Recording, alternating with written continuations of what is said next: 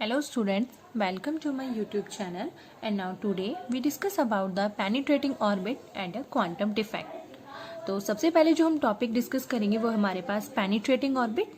Penetrating orbits क्या होते हैं और नॉन पेनिट्रेटिंग ऑर्बिट्स क्या होते हैं। पेनिट्रेटिंग ऑर्बिट्स को अगर समझें तो आपके पास एक एटॉमिक कोर है। ये एटॉमिक कोर के अंदर आपके पास क्या है, न्यूक्लियस। और जब कोई भी इलेक्ट्रॉन हमारे पास रोटेट करेगा तो इस एटॉमिक कोर के अराउंड रोटेट करेगा। तो पेनिट्रेटिंग में क्या होगा, जो पेनिट्रेट करे एटॉमिक कोर को, दैट मीन्स इस कोर में से पास हो जाए, उसे आप बोलोगे पेनिट्रेटिंग ऑर्बिट। और यहीं पे अगर आप नॉन पेनिट्रेटिंग ऑर्बिट्स की बात करोगे तो नॉन पेनिट्रेटिंग का मतलब होगा कि इलेक्ट्रॉन रोटेट करेंगे लेकिन एटॉमिक कोर के आउटसाइड मूव करेंगे, मतलब इससे पास नहीं करेंगे, तो उसे आप बोलोगे नॉन पेनिट्रेटिंग ऑर्बिट्स। ठीक है, तो पेनिट्रेटिंग में जो साइज होता है आपके पास इसका, वो रिड्यूस हो जाता है as compare to non penetrating, क्योंकि नॉन पेनिट्रेटिंग में इलेक्ट्रॉन्स आउटसाइड मूव करेंगे तो एरिया ज्यादा होगा, साइज इंक्रीज करेगा। दोनों की एनर्जी की आप बात करो तो एनर्जी जो होती है पेनिट्रेटिंग की, हम कंपेयर करेंगे यहाँ पे एनर्जी को हाइड्रोजन एटम से। अकॉर्डिंग टू बोहर थ्योरी इनकी एनर्जी डिफरेंट होती है पेनिट्रेटिंग की हाइड्रोजन एटम से, लेकिन नॉन पेनिट्रेटिंग के अंदर जो आपके पास केस होगा, non penetrating energy and hydrogen atom की एनर्जी जो होगी वो बिल्कुल सेम होगी। तो हमने यहाँ पे जो एग्जांपल जो डेरिवेशन कर रहे हैं पेनिट्रेटिंग ऑर्बिट्स का कि कैसे डिफरेंट है एनर्जी। अब हमें एनर्जी निकालनी है, तो एनर्जी निकालने के लिए हम क्या करेंगे, तो टोटल एनर्जी कैसे निकालते हैं, kinetic energy plus potential energy. तो एनर्जी इसकी कुछ इनसाइड भी होगी और आउटसाइड एनर्जी भी होगी। तो हमने इस टोटल एनर्जी को किस फॉर्म में रिप्रेजेंट किया है, outside plus inside energy. Total energy is equal to, और काइनेटिक एनर्जी जो आपके पास होगी यहाँ पे किस फॉर्म में होगी, टू फॉर्म्स में। एक होगा आपके पास ऑर्बिटल और सेकंड काइनेटिक एनर्जी होगी आपके पास रेडियल। जैसा हमने सोमरफेल्ड थ्योरी के अंदर डिस्कस किया था कि इलेक्ट्रॉन्स जब भी रोटेट करते हैं तो इलिप्टिकल ऑर्बिट्स के अंदर क्या होगा, हमारे पास वेरी करता है, आर वेरी करेगा अकॉर्डिंग टू थीटा। जब अकॉर्डिंग टू थीटा होगा तो हमारे पास वहां पे क्या होता है, एंगुलर मोमेंटम कंजर्व होता है, that means orbital part L से रिप्रेजेंट करते हैं। तो काइनेटिक एनर्जी आपके पास ऑलवेज सेम रहेगी, चाहे आपके इनसाइड निकाल रहे हैं या आउटसाइड। तो ऑर्बिटल प्लस रेडियल। और पोटेंशियल एनर्जी को हमने रिप्रेजेंट किया है वी से, तो पोटेंशियल एनर्जी आउटसाइड की डिफर होगी प्लस इनसाइड एनर्जी। अब हमने दो केस लिए। फर्स्ट केस है हमारे पास आउटसाइड ऑर्बिट। आउटसाइड के लिए हमारे पास हमने टोटल एनर्जी ली है ई नॉट इज इक्वल टू, तो यहाँ पे काइनेटिक एनर्जी ऑर्बिटल के लिए आप क्या लिखेंगे, half of m v square लिखते हैं, लेकिन यहाँ पे क्या इलेक्ट्रॉन रोटेट कर रहे हैं, एंगुलर मोमेंटम कंजर्व होगा तो लीनियर मोमेंटम भी कंजर्व होगा, क्योंकि L is equal to m v r और kinetic energy half of m. तो मास और वेलोसिटी के अकॉर्डिंग रोटेट कर रहे हैं, तो पी आर स्क्वायर उसको हमने एम से मल्टीप्लाई, एम से डिवाइड करके पी की फॉर्म में लिख लिया रेडियल प्लस, और ऑर्बिटल्स की फॉर्म में आप क्या करेंगे, डिवाइडेड बाय आर स्क्वायर कर देंगे, तो आपके पास ये हो जाएगी kinetic energy 1/2m p square plus P theta square by are square plus outside same as it is आप इनसाइड के लिए करेंगे। इनसाइड के लिए आपके पास क्या होगा, 1/2m काइनेटिक एनर्जी हमेशा ऑलवेज सेम प्लस सिर्फ पोटेंशियल एनर्जी आपके पास चेंज होगी इनसाइड के लिए। ये दो केस बनेंगे आपके पास टोटल एनर्जी के। तो अब हम 1 बाय 1 करके डिस्कस करेंगे कि हम आउटसाइड कैसे पोटेंशियल एनर्जी निकालेंगे, इनसाइड कैसे निकालें। तो सबसे पहला केस है, हमने लिया है आउटसाइड। तो आउटसाइड के केस में अब आपको क्या फाइंड करना है, पोटेंशियल एनर्जी, क्योंकि आउटसाइड एनर्जी तो आपके पास है 1/2m p are square plus P theta square divide by are square plus v outside. तो वी आउटसाइड आप कैसे निकालोगे, पोटेंशियल एनर्जी को आप किस फॉर्म में लिखते हैं, के ई स्क्वायर डिवाइड बाय आर, यही फॉर्म में होती है आपके पास, के क्यू स्क्वायर बाय आर, ये लिख सकते हैं इलेक्ट्रॉन को। इलेक्ट्रॉन रोटेट कर रहे हैं तो चार्ज को आप इलेक्ट्रॉन की फॉर्म में कन्वर्ट कर सकते हैं।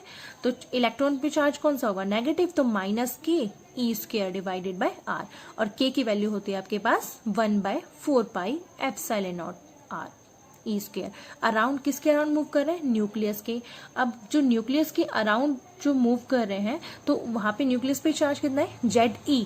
तो एक तो आपके पास, तो आप इसके ये लिख सकते हो एटॉमिक नंबर विद Ze, या इस फॉर्म को आप डायरेक्टली ये भी लिख सकते हैं, न्यूक्लियस पे जितना चार्ज है Ze इंटू में ई, इलेक्ट्रॉन जो रिवॉल्व है divide by 4 pi epsilon not into में आर। तो आपके पास ये क्या आ जाएगी, outside potential energy. Outside potential energy को आप आउटसाइड एनर्जी में पुट करेंगे तो आउटसाइड एनर्जी आपके पास क्या थी, 1/2m PR² plus P θ² divided by R² minus, अब ये पोटेंशियल एनर्जी आपने यहाँ सब्स्टिट्यूट करी है टोटल एनर्जी के अंदर। अब आपको यहाँ से किसकी वैल्यूज निकालनी है, PR की, ठीक है। यहाँ से आप PR की वैल्यूज क्यों फाइंड कर रहे हैं और P θ की वैल्यूज क्यों फाइंड नहीं करी, क्योंकि क्वांटम कंडीशंस के अकॉर्डिंग टू सोमरफेल्ड अगर आप बात करें कि इलेक्ट्रॉन रिवॉल्व करते हैं, हमने बोला था कि न्यूक्लियस आपके पास क्या था, स्टेबल है एज कंपेयर टू इलेक्ट्रॉन, क्योंकि न्यूक्लियस को हमने एज्यूम करा है कि is very heavier than the electron, इसलिए ये आपके पास स्टेबल हो जाएगा। तो इलेक्ट्रॉन ही रिवॉल्व कर रहे हैं, अगर इलेक्ट्रॉन रिवॉल्व करेंगे तो हमें पता है ये यहाँ से यहाँ तक इसका डिस्टेंस कितना हो गया, R, ठीक है। अगर इलेक्ट्रॉन रिवॉल्व करेंगे तो फोर्स कहाँ लगेगा, इनसाइड में, दैट मीन्स आप क्या बोलेंगे, सेंट्रीपिटल फोर्स लगेगा। तो यहाँ पे जैसे जैसे R मूव करेगा तो थीटा भी वेरी करेगा, तो कहाँ से कहाँ तक, 0 से यहाँ पे R अलग, यहाँ पे R अलग, इलेक्ट्रॉन रिवॉल्व कर रहे हैं, ये इसकी वेलोसिटी, यहाँ पे आएंगे तो इलेक्ट्रॉन की वेलोसिटी ये, यहाँ जाएंगे तो इलेक्ट्रॉन की वेलोसिटी आपके पास ये होगी। तो थीटा 0 से 2π तक। तो आपने सोमरफेल्ड में 2 कंडीशंस पढ़ी थी। फर्स्ट कंडीशन मोमेंटम किसके लिए, ऑर्बिटल पार्ट, एक ऑर्बिटल पार्ट के लिए और एक था आपके पास रेडियल पार्ट के लिए। तो ऑर्बिटल पार्ट के लिए आपने थीटा से रिप्रेजेंट किया था, is equal two of NH, और सेम एज इट इज आपने किसके लिए लिया था, रेडियल पार्ट के लिए PR dr is equal two of NH। Close path में है तो हमने यहाँ पे क्या लगा दिया, इंटीग्रेशन के साथ क्लोज लूप। अब यहाँ से आपने किसकी वैल्यूज निकाल लेंगे, P θ की वैल्यूज आपके पास वेरी होंगे, क्योंकि आपको P θ की वैल्यूज पता है, R के साथ थीटा वेरी कर रहा है तो 0 से 2π है। लेकिन हमें रेडियल पार्ट की वैल्यूज नहीं पता, क्यों, रेडियस नहीं पता कि कितनी है। अगर गिवन होती तो आप वैल्यूज फाइंड कर सकते हैं, यहाँ पे वैल्यूज गिवन नहीं है तो आप डायरेक्टली क्या निकालेंगे, PR की वैल्यूज निकालेंगे। तो PR की वैल्यूज आप यहाँ से निकालिए, कितनी आएगी, ये टर्म्स इधर जाएगी आपके पास प्लस में, ये वाली टर्म आपके पास इधर प्लस में हो जाएगी, और 2m multiply is equal to PR² plus P θ² divided by R²। तो आपको सॉल्व करना है, ये PR की वैल्यूज फाइंड करिए तो आपके पास ये वाली टर्म्स आ जाएगी, और PR वैल्यूज निकालनी है तो दिस टर्म अंडर रूट में, और अंडर रूट को हमने रिप्रेजेंट किया है 1/2 से, ये वाली टर्म। अब जो आपने PR की वैल्यूज फाइंड करी है, अब देखिए क्वांटम कंडीशंस के अकॉर्डिंग आपने क्या निकाला था, PR की वैल्यूज निकाल रहे हैं ना, 2 कंडीशन थी सोमरफेल्ड, P θ और PR। तो P θ की वैल्यूज आपको पता है, 0 से 2π रोटेट कर रहा है, is equal to KH, another constant, मतलब इंटीग्रल मल्टीपल ऑफ H। तो हमने यहाँ पे अनदर कांस्टेंट K लिया है और PR के लिए N से रिप्रेजेंट किया है। P θ is equal to KH/2π, इसकी वैल्यूज आपको पता है, लेकिन रेडियल की वैल्यूज नहीं पता। तो जो PR की वैल्यूज आपने फाइंड की वो वाली वैल्यूज यहाँ पे सब्स्टिट्यूट करिए, इज इक्वल टू NRH। यहाँ पे NR के सब्सक्रिप्शन में क्या लिखा आपने, 0 सब्सक्रिप्ट में, इस 0 का मतलब है आउटसाइड के लिए आप निकाल रहे हैं। तो इस टर्म को अब हम क्या पुट कर देंगे, I0 अनदर कांस्टेंट मान लेंगे। जैसे आप इक्वेशन पुट कर लेते हैं कि this term is x into of dr, तो मैंने यहाँ पे अनदर कांस्टेंट मान लिया I0, आउटसाइड के लिए I0 dr is equal to NR0 of H, ठीक है। तो I0 की वैल्यूज आपके पास ये था आपके पास आउटसाइड के लिए। सेम एज इट इज आपको इनसाइड के लिए करना है। इनसाइड में भी आप सेम PR की वैल्यूज निकालेंगे, लेकिन अब की बार जो पोटेंशियल एनर्जी होगी वो डिफरेंट होगी। तो आपको पहले टोटल एनर्जी क्या गिवन थी, तो टोटल एनर्जी कैसे निकालनी थी आपको, inside kinetic energy plus potential energy, यही गिवन है। और प्लस में पोटेंशियल एनर्जी आप कैसे निकालेंगे इनसाइड के लिए, इनसाइड के लिए ये देखिए आपके पास क्या था कि इलेक्ट्रॉन्स एटॉमिक कोर को पेनिट्रेट कर रहे हैं, ठीक है। जब पेनिट्रेट करेंगे तो आउटसाइड पार्ट आप क्या करते हैं, आउटसाइड में से इनसाइड वाली एनर्जी माइनस सब्ट्रैक्ट करते हैं ना, तो इनसाइड पोटेंशियल एनर्जी क्या है, आउटसाइड वाली कोर भी इसके साथ पेनिट्रेट हो रही है और इनसाइड वाले दोनों टर्म्स हैं, तो आउटसाइड माइनस इनसाइड, जो टर्म्स ग्रेटर है उसमें से सब्ट्रैक्ट कर देंगे वैल्यू। तो आप वैल्यूज क्या लिखी थी पोटेंशियल के लिए, ZE² डिवाइड बाय 4π ε0 R लिखा था आपने आउटसाइड के लिए। तो सेम टर्म लिखिए, potential energy ZE² divide by 4π ε0 R। Electrons के लिए नेगेटिव चार्ज होगा आपके पास, और इनसाइड के लिए निकाल रहे हैं तो Z के सब्सक्रिप्शन में I, Z इज द आपके पास होगा एटॉमिक नंबर। प्लस अब टर्म्स ऐड होगी इसके साथ में, इनसाइड में कितनी एनर्जी पेनिट्रेट हुई इसके साथ, तो इनसाइड के लिए आप कैसे करेंगे, आउटसाइड माइनस इनसाइड, तो आपके पास सेम टर्म रहेगी z e square divide by 4 pi epsilon naught r, अंदर के लिए भी सेम टर्म है, लेकिन तो आउटसाइड वाला पार्ट भी इसके साथ पेनिट्रेट है, तो आप क्या लिख सकते हो इस टर्म को, जेड आई माइनस में Z naught E square divide by 4 pi epsilon naught R लिख सकते हैं इस टर्म को। और अगर मैं यहाँ पे माइनस को कॉमन ले लूँ, माइनस को कॉमन लोगे तो आपके पास ये टर्म्स क्या बन जाएगी, positive Z I minus Z not, ये टर्म्स आपके पास निकल जाएगी पोटेंशियल एनर्जी की। तो देखिए आउटसाइड माइनस इनसाइड जो आपने करा है, यहाँ पे वैल्यू जेड नॉट माइनस में Z I E square divide by 4 pi epsilon not होगा आपके पास, क्योंकि आउटसाइड माइनस इनसाइड आप कर रहे हैं 4 pi epsilon naught R. Minus sign को आप कॉमन लेंगे तो आपके पास ये टर्म्स क्या हो जाएगी माइनस की, और ये दोनों टर्म्स क्या हो जाएंगे आपके पास, माइनस कॉमन लोगे तो आपके पास क्या आ जाएगा, Z I minus Z not. या फिर आप इस टर्म को डायरेक्टली इस फॉर्म में भी लिख सकते हैं कि Z naught minus Z I 4 pi epsilon naught R, negative sign आपके पास कॉमन हो जाएगा, आउटसाइड में से इनसाइड वाली टर्म्स नेगेटिव, और यहाँ पे आप केस किसका कर रहे हैं, इनसाइड का, तो इनसाइड वाली टर्म्स ग्रेटर होगी एटॉमिक नंबर, तो यहाँ पे टर्म कौन सी ग्रेटर है, जेड नॉट, तो हमें टर्म कौन सी पॉजिटिव करनी है, जेड आई वाली, क्योंकि हम इनसाइड का केस लेके चल रहे हैं। तो जेड आई माइनस साइन अगेन कॉमन लीजिए, तो ये टर्म्स क्या हो जाएगी, plus Z I minus Z naught E square divide by 4 pi epsilon naught R, ये वाली इक्वेशन बनेगी। तो आप ये वाली वैल्यूज कहाँ पुट करेंगे, इस वाले में, क्योंकि इनसाइड प्लस में आउटसाइड माइनस इनसाइड वाली टर्म्स जो आपके पास आई है, जो हमारे पास ये वाली रेडियस आएगी, इसको हमने अदर रेडियस से पुट किया, या फिर आप इसे R1 और R2 भी ले सकते हैं। मैंने यहाँ पे रो से पुट किया है कि रो इज द रेडियस। अब आपको सेम ये वैल्यूज कहाँ पुट करनी है, इनसाइड वाली एनर्जी में, ये वाली इक्वेशंस आपने यहाँ पे सब्स्टिट्यूट कर दी। सेम आपको क्या वैल्यूज इवेल्युएट करनी है, पी आर की वैल्यू, मतलब रेडियल मोमेंटम। तो रेडियल मोमेंटम आप कैसे फाइंड करेंगे, पी आर की वैल्यू, ये वाली टर्म्स दोनों इस साइड ले जाइए, लेफ्ट हैंड साइड में नेगेटिव टर्म पॉजिटिव वाली टर्म्स नेगेटिव हो जाएंगी, 2m की मल्टीप्लाई कीजिए इसमें, P are square plus P theta square divide by are square, measure करना है पी आर, तो ये टर्म्स अंडर रूट में, और अंडर रूट की जगह मैंने इस टर्म को लिख दिया 1/2 में। आपके पास क्या वैल्यूज आ गई, पी आर की वैल्यूज आ गई। सेम यही इक्वेशंस आपको कहाँ सब्स्टिट्यूट करनी है, क्वांटम कंडीशंस में, क्योंकि आप रेडियल मोमेंटम निकाल रहे हैं। P R D are is equal to N R H, N R के सब्सक्रिप्शन में आई, दैट मीन्स इनसाइड के लिए फाइंड कर रहे हैं कंडीशन। तो पी आर की वैल्यू जो आपने मेजर की है वो यहाँ पे सब्स्टिट्यूट करिए, एन आर आई एच, और इस टर्म को हमने अनदर कॉन्स्टेंट सब्स्टिट्यूट किया है, तो आई इनसाइड के लिए D are is equal to N R of H. ये आपके पास कंडीशन, ये इक्वेशन आ गई आपके पास, क्वेश्चन नंबर 9। अब जो आपके पास ये दोनों कंडीशंस आई हैं, एक आउटसाइड के लिए और एक इनसाइड के लिए, इंटीग्रल इज इक्वल टू किसके इक्वल है, एन आर एच। इस एन आर की वैल्यूज को हमने क्या लिखा था, N R 0 plus N R I भी लिख सकते हैं, और टोटल क्वांटम नंबर के लिए एन आर, तो आपके पास ये वाली वैल्यूज आ गई। तो इसका मतलब ये है कि जो इलेक्ट्रॉन प्रिसीजन कर रहा है एटॉमिक कोर के, वो क्या है, यहाँ पे इनकम्प्लीट है, मतलब कंप्लीट नहीं कर रहा ऑर्बिट को, ठीक है। अब इस एनर्जी को हमें किससे कंपेयर करना था, हाइड्रोजन एटम की एनर्जी से। तो ये था आपके पास पेनिट्रेटिंग एनर्जी। अब हम इसे देखेंगे हाइड्रोजन एटम की एनर्जी से कैसे डिफरेंट है। तो हाइड्रोजन एटम किसके अकॉर्डिंग दिया था आपने, बोहर्स थ्योरी के अकॉर्डिंग। बोहर्स थ्योरी ने टोटल एनर्जी जो हमने यहाँ पे फाइंड करी है, वैलेंस इलेक्ट्रॉन आउटसाइड के लिए और एक इनसाइड के लिए, दोनों केस लिए हैं। तो सबसे पहला केस आपके पास है आउटसाइड एटॉमिक कोर के लिए। आउटसाइड में सेम एज इट इज आप वैसे ही फाइंड करेंगे जैसे आपने उसमें निकाला।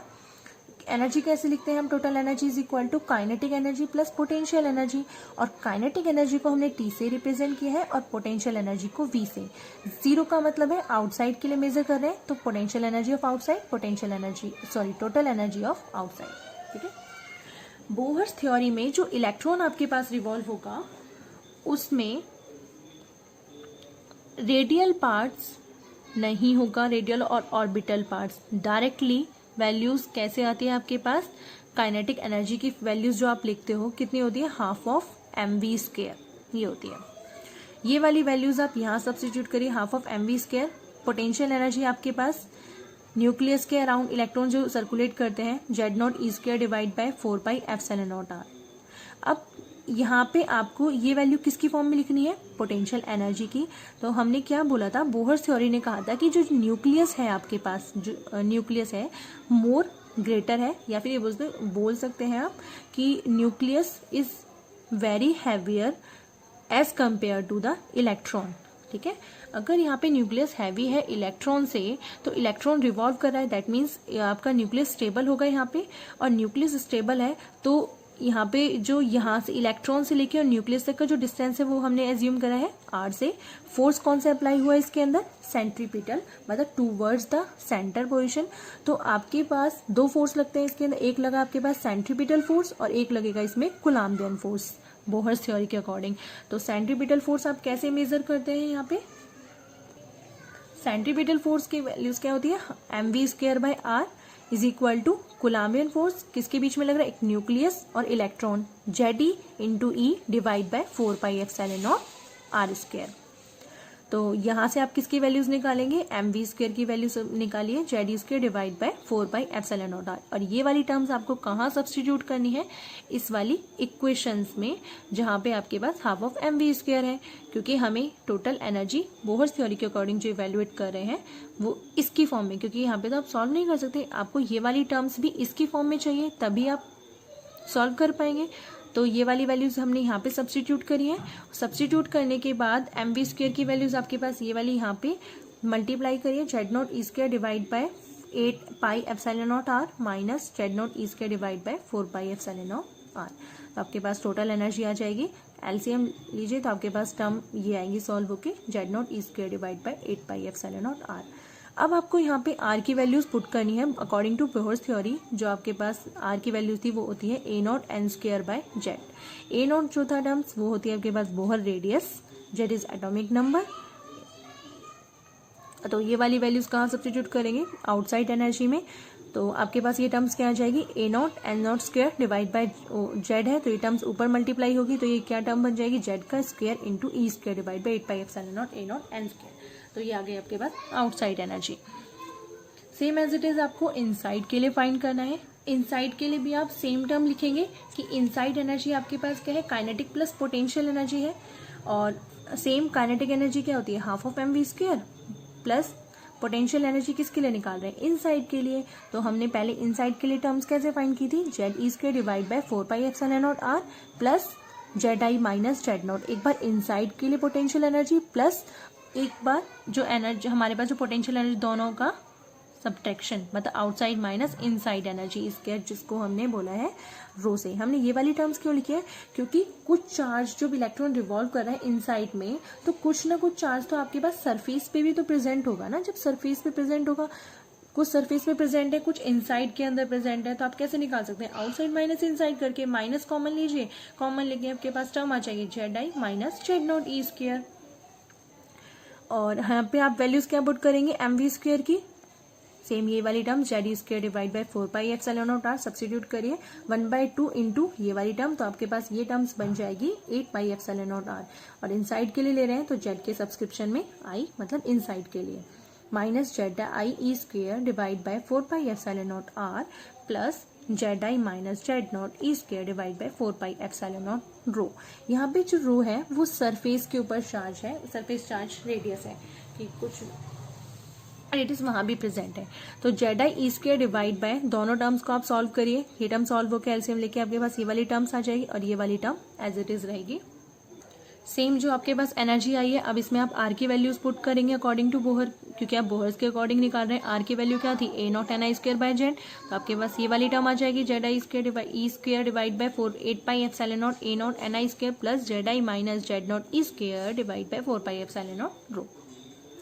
अब ये वाली एनर्जी और आउटसाइड और इनसाइड की पेनिट्रेटिंग ऑर्बिट्स के दोनों एनर्जीज क्या है आपके पास, दोनों डिफरेंट है।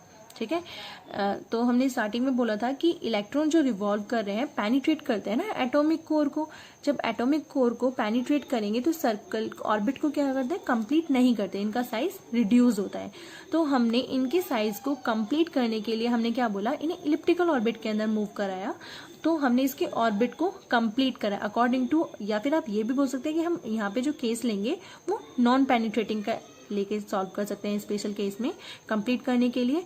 तो टोटल क्वांटम नंबर जो आप निकाल रहे थे एनआर की वैल्यू, आप कैसे निकाल सकते हैं, आउटसाइड प्लस इनसाइड। ये वाली टर्म कौन सी है, जो आपने ये वाली टर्म्स लिखी थी, I0 into D R close loop के लिए is equal to N R outside H के लिए, और ये वाली terms I D are is equal to N I H के लिए, ठीक है।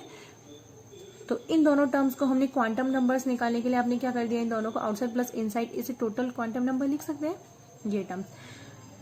तो आपको मेजर करना है क्वांटम डिफेक्ट सेकंड पार्ट में। तो क्वांटम डिफेक्ट में आप कैसे, यहाँ पे तो प्रिंसिपल क्वांटम नंबर आपको पता चल गए कि एन की वैल्यूज आप इस फॉर्म में लिख सकते हैं।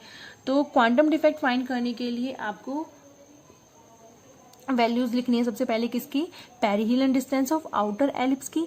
पेरिहिलन डिस्टेंस क्या होता है यहाँ पे, जो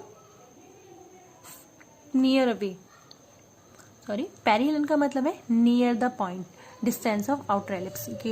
एलिप्स के अंदर जब हमारे पास ये ऑर्बिट मूव करते, इलेक्ट्रॉन मूव करते हैं, तो आपके पास न्यूक्लियस कहाँ पर है, सेंटर पे। तो ये वाला पॉइंट आपके पास पेरिहिलन, क्योंकि न्यूक्लियस इसके जस्ट पास में होगा, और ये वाला पॉइंट न्यूक्लियस यहाँ से इस पॉइंट से क्या है, दूर है, तो ये पॉइंट इसके लिए होगा एपिहिलन डिस्टेंस। तो यहाँ पे एक टर्म सॉल्व होके आती है इसेंट्रिसिटी की फॉर्म में, जिसे आप ई से लिखते हैं, ठीक है, अकॉर्डिंग टू बोहर्स रेडियस के साथ। तो ए नॉट माइनस, अगर पेरिहिलन डिस्टेंस है तो ये टर्म्स इसके साथ क्या रहेगी, नेगेटिव में। A naught minus a naught epsilon naught होता है, और ए नॉट कॉमन लेंगे तो 1 माइनस ई नॉट की टर्म्स में आता है इसेंट्रिसिटी। और एपिहिलन के लिए पॉइंट क्या है, दूर है, तो दूर के लिए हमने ये वाली टर्म्स किस में रिप्रेजेंट किया, साइन इसके लिए क्या होगा, पॉजिटिव। तो ये वाली टर्म्स एपिहिलन के लिए ए आई 1 माइनस ई आई होगा। अगर हम इसके रेडियस की बात करें, ये तो बोहर्स थ्योरी के अकॉर्डिंग था, आपके पास ए नॉट रेडियस है यहाँ पे एपिहिलन और पेरिहिलन के लिए। अब हम रेडियस ऑफ एटॉमिक कोर की बात करें, अगर पेनिट्रेटिंग में बोल रहे हैं, तो सरफेस पे भी जो चार्ज प्रेजेंट है उसकी रेडियस आपने कितनी ली थी, रो से डिनोट किया है ना। तो हम सिर्फ अभी रेडियस की वैल्यूज मेजर कर रहे हैं। तो एक तो पेरिहिलन की रेडियस, एपिहिलन की radius is equal to surface की रेडियस। तो आप किसी भी दो टर्म को लेके सॉल्व करिए। यहाँ पे आप दो टर्म को लेके सॉल्व करोगे, a I 1 plus E I is equal to rho. मैंने ये दोनों टर्म्स ले ली है। इन दोनों टर्म्स के अकॉर्डिंग मैंने यहाँ से किसकी वैल्यूज फाइंड करी है आपके पास, इसेंट्रिसिटी की। तो हम इसेंट्रिसिटी मेजर करेंगे पहले। तो ई आई की value, A I 1 plus E I is equal to rho, multiply करिए इसके अंदर, ये वाली टर्म्स होगी, इस फॉर्म में भी लिख सकते हैं, या फिर डायरेक्टली इस टर्म को आप डिवाइड बाय ए आई करिए और ई आई की वैल्यूज मेजर कर दीजिए डायरेक्ट, ये आपके पास टर्म आ जाएगी। ये इसेंट्रिसिटी आपने क्यों फाइंड करी है यहाँ पे, वो अभी हम आगे देखेंगे क्यों निकाली है हमने इसेंट्रिसिटी। तो सबसे पहले हमें प्रिंसिपल क्वांटम नंबर जो हमने निकाले थे रेडियल और ऑर्बिटल्स के लिए, वो टर्म्स क्या थे, टर्म्स क्या थी, i naught d are is equal to, देखो ये जो टर्म्स अभी आपने ऊपर लिखी थी, NR0H प्लस सोमरफील्ड में इसी टर्म्स को आप NI को आप क्या लिखते हो, KH लिखते हो। तो मैं इस टर्म को सोमरफील्ड के अकॉर्डिंग अगर बोलूं कि हमारे पास इलेक्ट्रॉन एलिप्स फॉर्म में मूव कर रहे हैं, तो एलिप्स मतलब आउटर द एटॉमिक कोर। तो हमने टर्म्स क्या ली थी यहाँ पे, K प्लस NR लिया था आपने, N is equal to K plus of NR, K azimuthal quantum number और रेडियल क्वांटम नंबर। अब आपको इसमें क्या करना है, आउटसाइड और इनसाइड वाली टर्म्स, क्वांटम नंबर्स की टर्म्स सब्ट्रैक्ट करनी है लेफ्ट हैंड साइड के अंदर। तो देखो n minus N naught plus N naught, इससे तो कोई इफेक्ट नहीं होगा इस टर्म से। अगर मैं आउटसाइड क्वांटम नंबर इसके अंदर ऐड और सब्ट्रैक्ट कर दे, तो ऐड और सब्ट्रैक्ट क्यों कर रहे हैं एन नोट को आप यहाँ पर, क्योंकि आपके पास जो ऊपर प्रिंसिपल क्वांटम नंबर्स आपने मेजर किए थे वो आउटसाइड और इनसाइड की फॉर्म में आए हैं, इसलिए हमने यहाँ पे टर्म आउटसाइड वाली टर्म क्या करी है, ऐड और सब्ट्रैक्ट। तो आपके पास ये इक्वेशंस आ जाएगी।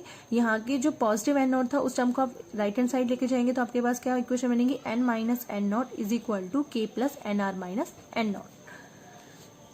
अब यहाँ पे जो आपके पास NR वैल्यूज है, रेडियल क्वांटम नंबर क्या थे आपके पास, outside plus inside according to equation number 14। Equation number 14 कौन सी है आपके पास, ये वाली इक्वेशन, NR0 प्लस NRI, मतलब आउटसाइड के लिए radial quantum number plus inside के लिए क्वांटम नंबर। ये वाली इक्वेशन कहाँ सब्स्टिट्यूट करनी है आपको, इस वाली इक्वेशन में NR की जगह पुट करिए, ये वाली इक्वेशन आ गई। तो n माइनस एन नॉट मतलब total principal quantum number minus outside quantum number, ये टर्म्स मिलकर क्या बनाती है आपके पास, क्वांटम डिफेक्ट, जिसको आप लिखोगे म्यू से, क्वांटम डिफेक्ट को डिनोट किया है म्यू से, इज इक्वल टू के। अब इस वाली इक्वेशन में से आप क्या करो, आउटसाइड वाली टर्म्स एक साथ कर लो और इनसाइड वाली टर्म्स को एक साइड। तो K प्लस में NRI एजीमुथल क्वांटम नंबर और रेडियल क्वांटम नंबर, ये दोनों टर्म्स इनसाइड के लिए, प्लस आउटसाइड वाली terms NR0 minus N naught, negative common लो आप यहाँ से, एन नॉट माइनस NR0 होगा आपके पास। इस टर्म को आपने एक टर्म सपोज कर ली और इस टर्म को भी आपने एक टर्म बोल दिया। जैसे आप मैथ्स में चूज करते हैं x माइनस वाई, इस फॉर्म में भी ले सकते हो, या फिर मैंने इस टर्म को यहाँ पे लिखा ni की फॉर्म में क्योंकि इनसाइड के लिए है, और ये आउटसाइड के लिए मैंने k फॉर्म से डिनोट कर दिया है। यहाँ पे जो u है वो टर्म से आपके पास नोट करिए क्वांटम डिफेक्ट को, और n नोट जो है वो रिडबर्ग डिनोमिनेटर है, या आउटसाइड क्वांटम नंबर्स भी बोल सकते हैं आप। यहाँ पे क्वांटम डिफेक्ट की आपके पास ये क्वेश्चन आ गई ni माइनस के। अब आपको यहाँ पे क्या करना है, ni और k की वैल्यू सब्स्टिट्यूट करनी है। अब ये वाली वैल्यूज आप कैसे निकालेंगे, देखो अभी हमने जो इसेंट्रिसिटी फाइंड आउट की थी E, वो आपके पास किसकी फॉर्म में थी, रो बाय ai, मतलब surface radius divide by Bohr radius minus of 1 की फॉर्म में। अब इनिशियल क्वांटम नंबर्स के लिए तो कोई टर्म्स ही नहीं आई, तो इसको हम कैसे निकालेंगे यहाँ से। तो हम बोहर्स थ्योरी ने दो कंडीशन दी थी हमारे पास, एक इसेंट्रिसिटी की जो टर्म्स जो आपके पास, एक तो ये वाली टर्म है, और एक मेजर और माइनर एक्सिस के अकॉर्डिंग आप कैसे फॉर्म में लिखते हैं, ei is equal to 1 minus k square divide by ni square, और रेडियस के लिए a naught ni square by z। Bohr radius को आप क्या लिखते हो, a is equal to a naught n square by z। तो i की फॉर्म में है क्योंकि हमने इनसाइड के लिए लिया है, तो हमने इनसाइड के लिए टर्म्स यहाँ लिख दी, ai is equal to outside radius is equal to ni square divide by zi। Same inside के लिए ये वाली टर्म्स। अब यहाँ पे इसेंट्रिसिटी ये है, और उस वाले में आपके पास इसेंट्रिसिटी कितनी आई थी, रो बाय ai माइनस 1। इन दोनों इसेंट्रिसिटी को आप इक्वल रख सकते हैं क्योंकि यहाँ पे इसेंट्रिसिटी का स्क्वायर है और यहाँ पे e है, तो हम इस टर्म का स्क्वायर कर लें दोनों साइड। अगर दोनों साइड आप स्क्वायर करोगे इस टर्म का, तो ये दोनों टर्म्स क्या हो जाएंगे, एक दूसरे के इक्वल। तो यहाँ पे हमने क्या करा, इस वाली टर्म्स का स्क्वायर करा है दोनों साइड। स्क्वायर करने पे आपके पास ये वाली इक्वेशन आ गई, और इस वाली इक्वेशन आने के बाद आपने इस टर्म को इस वाली इक्वेशंस के कंपेयर कर दिया। इस वाली इक्वेशन जब आप कंपेयर करेंगे तो 1 minus K square by ni square is equal to ये वाली टर्म का स्क्वायर। दोनों इक्वेशन कंपेयर हुई। अब आप यहाँ से ni की वैल्यूज मेजर कर सकते हैं, और जो यहाँ से ni की वैल्यूज निकलेंगी वो आपको कौन सी इक्वेशन में सब्स्टिट्यूट करनी है, mu is equal to ni minus K, इस वाले ni वाली इक्वेशन में। ठीक है, इनसाइड रिडबर्ग कांस्टेंट या फिर रिडबर्ग डिनोमिनेटर जो भी आपने रिप्रेजेंट किया है। तो अब देखिए इस वाले टर्म्स का यहाँ पे सॉल्व करेंगे ni के लिए, तो इसके a माइनस बी का होल स्क्वायर को आप कैसे लिखेंगे, a square plus B square plus sorry minus में 2ab, 1 माइनस के 1 से 1 आपके पास कैंसिल, क्योंकि 1 का स्क्वायर 1 ही होना है, 1 से 1 कैंसिल होगा, तो आपके पास ये वाली टर्म्स रह जाएंगी। ये वाली टर्म्स में मैंने यहाँ पे क्या करा, ni का स्क्वायर का होल स्क्वायर है, तो मैंने ni को कॉमन ले लिया क्योंकि मुझे पता है कि ni इवेल्युएट करना है, और यहाँ पे भी ni का स्क्वायर है, ni 4 होगा इसका स्क्वायर, तो ni इस पूरे में से कॉमन ले लूँ मैं, ni स्क्वायर, और यहाँ पे ni की पावर 4, ni की पावर 4 और यहाँ पे ni का स्क्वायर। तो ni स्क्वायर अगर कॉमन ले लूंगी तो इससे ये वाली टर्म कैंसिल हो जाएगी, ni का स्क्वायर, सिर्फ कौन सी टर्म्स रह जाएगी अंदर, ni का स्क्वायर। अब देखो इस टर्म में अपनी इस वाली साइड को इस साइड लेफ्ट हैंड साइड लेकर आइए, is equal to rho square Z I square divide by A naught square of N I square. तो अब यहाँ से क्या मेजर करना है, एन आई मतलब इनिशियल या फिर रिडबर्ग डिनोमिनेटर जो आप रिप्रेजेंट कर रहे हैं। तो एन आई की वैल्यूज निकाले, क्रॉस मल्टीप्लाई, पहले इस टर्म का एलसीएम ले लें, एलसीएम लेने के बाद आपके पास ये वाली टर्म्स आ जाएंगी, rho square divide by z square, a divide by A naught square, n I square. इस टर्म से ए नॉट स्क्वायर से a naught square cancel, n i की वैल्यूज इवेल्युएट करें, आपके पास ये वाली टर्म्स आ गई। तो एन आई का स्क्वायर है, आपको निकालना क्या है, N I is equal to rho square Z square, इस टर्म का इसका रूट लिख दूं, और इसका रूट तो आप ये बोल सकते हो पावर 1/2 और इसकी पावर 1/2, 1/2 इसका स्क्वायर और इंटू 1/2, 2 से 2 कैंसिल, ये दोनों टर्म्स तो आपके पास हो गई बाहर, और ये वाली टर्म्स हो गई पावर 1/2 में डिवाइड में। इस डिविडेंड टर्म को आप क्या लेकर न्यूमरेटर में लेकर आइए, इस पावर को, इस टर्म को आप इस फॉर्म में लिख सकते हैं -1/2 में। तो आपके पास ये टर्म्स आ जाएगी, रो जेड ब्रैकेट में 2 rho z I minus a naught square into n square की पावर सॉरी के स्क्वायर की पावर -1/2।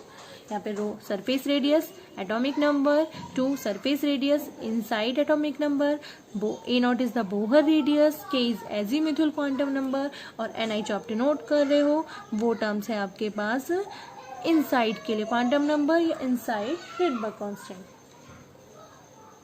अब आपको क्या करना है, एन आई की जो आपने वैल्यूज निकाली है वो कहाँ पे सब्स्टिट्यूट करेंगे, क्वांटम डिफेक्ट में, क्योंकि आप साथ में क्या मेजर कर रहे हैं, क्वांटम डिफेक्ट, जिसको आपने रिप्रेजेंट किया है म्यू से एन आई माइनस के। एन आई की वैल्यूज़ यहाँ पे सब्स्टिट्यूट करिए, सब्स्टिट्यूट करने के बाद माइनस ऑफ के और ये वाले टर्म्स आ जाएगी। तो यहाँ पे हमने जो के स्क्वायर है, के स्क्वायर को रिप्रेजेंट किया है L of L plus one से, एजीम्यूथ, क्योंकि के टर्म्स क्या है, एजीम्यूथल क्वांटम नंबर, और एजीम्यूथल क्वांटम नंबर को आप किस फॉर्म में लिखते हो, L of L plus one में, और के को लिखा है आपने एल प्लस हाफ की फॉर्म में। एंगुलर मोमेंटम की टर्म्स में दोनों टर्म्स को हमने चेंज कर दिया है, रिप्लेस कर दिया। तो के स्क्वायर की वैल्यूज आपके पास ये आ जाएगी और के की वैल्यू ये वाली सब्स्टिट्यूट करें तो आपके पास ये टर्म्स आ गई क्वांटम डिफेक्ट के। Mu is the quantum defect, azimuthal quantum number. And इससे आपको क्या पता चला कि ये वाली क्वांटम डिफेक्ट जो टर्म्स हैं क्या एन आई पे डिपेंड कर रही है, प्रिंसिपल क्वांटम नंबर्स पे डिपेंड कर रही है? नहीं ना, कोई भी एन की टर्म्स है ही नहीं इसमें, क्योंकि ये टर्म्स तो डायरेक्टली म्यू किस पे डिपेंड कर रहा है, या तो एल पे डिपेंड कर रहा है डायरेक्टली, या फिर ए नॉट पे, बहुत रेडियस पे, एन आई पे डिपेंड नहीं करेगा। तो ये था आपके पास पेनिट्रेटिंग एंड